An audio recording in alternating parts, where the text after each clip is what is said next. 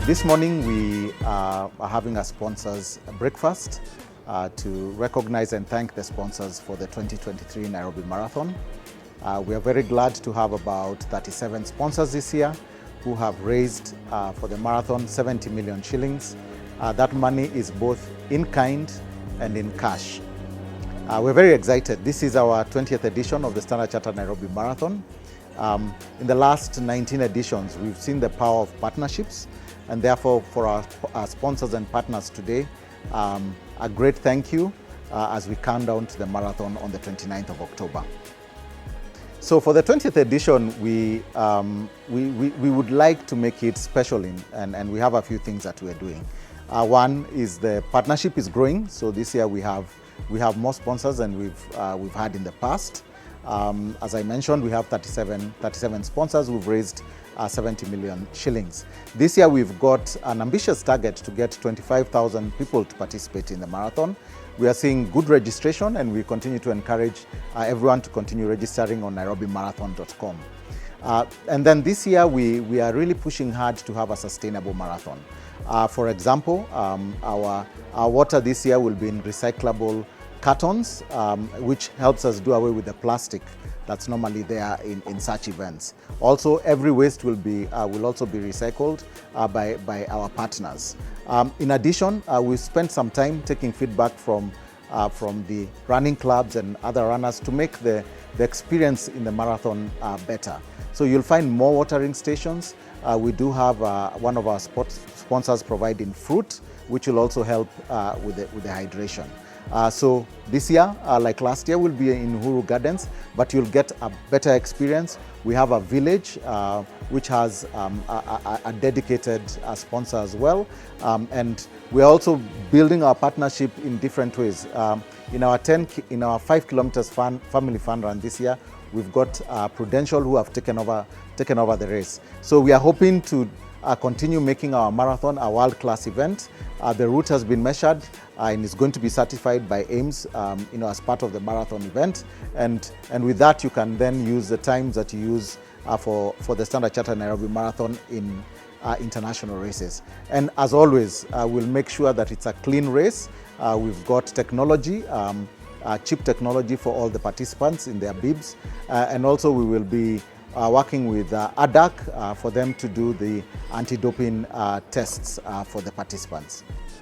Okay. So we've done several things. One, for the start, we are separating the elite runners from the rest. We will have a gap between the elite runners and the rest of the runners, and that is why we have to be very thorough in really selecting or rather qualifying someone as an elite runner. So that will happen, and that will allow that smoothness in the beginning. We took a lot of input from participants last year, and that's why we've also staggered our start times this year, so that we can actually have the full marathon start at 6 a.m. 5:45 for the 21 kilometers wheelchair race, 6 a.m. for the full marathon, and we stagger it through the day, and the last race being the 5 kilometers will be at 9:30. We will do the communications for the start time so that people can understand that the time they need to come to Uhuru Gardens. Remember, the road closure is minimal in terms of accessing the venue, so you don't have to come at 6 a.m. for your 9:30 a.m. run. So we'll spend a lot of time in communications to make the start time protocols well understood and the start time separation of elite runners and the rest very clear. So that is the start. The finish, we've learned a lot. We learned a lot from last year. Several things are informing our decisions this year's marathon. So we will have a clean finish. What that means is that the area for the finish will not have people moving across it. We will make sure it's restricted, and at the end of that finishing restricted area will be a setup for all our media attending, so that they can have clean shots of the finish line. I would again encourage us to go there, have a look, and actually input into that. We will also make sure that the finish protocols are such that we don't have some of those challenges of having multiple finish points. So for the 42 kilometers, the 21 kilometers, the 10 kilometers, we will finish at the same place. Last year, there was a separate finish. We'll finish at the same place. We'll make sure that we use not only the technology on the chip, but also our route marshals to make sure that we are tracking the race as it happens. That really helps to make us understand who are the top runners in the race. There we go, ladies and gentlemen. Kofi kwa Team Tetra Pak. Thank you very much. So we are going to provide you water in a pack, therefore for the first time eliminating plastic at the cause. And besides, we will collect the packs, we will recycle them and give them life, and we make beautiful boards where we actually make chairs. You can use them for your building. So I encourage you that on 29th, after you've run, please do pass by our tent at Tetra Pak. We will show you how we are giving the packet full life. Okay? So we are very excited. The chairman, we are very excited, Standard Chartered, and I'm here to tell you that Tetra Pak, we are here to stay.